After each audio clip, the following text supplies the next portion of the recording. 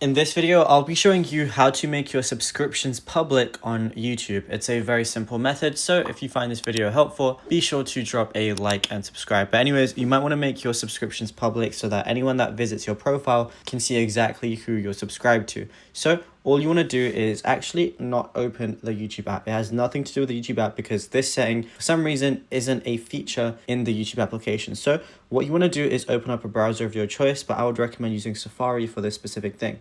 So once you do, just, search up YouTube right here and then open up YouTube. Just make sure you're signed into the right account as well. Then once you're here, it's going to look something like this. And then you want to click on You on the bottom right. Then once you do, just click on the settings wheel icon on the top and you're going to see history and privacy as the very third option. So from here, it's going to say keep all my subscriptions private, and right now mine is toggled on. And of course, if you want to make them public, just toggle that off and it's going to say your changes have been saved, and that's literally it. Now, if you found this video helpful, be sure to drop a like and subscribe, and also let us know in the comments what more tutorials you want from this channel in the future.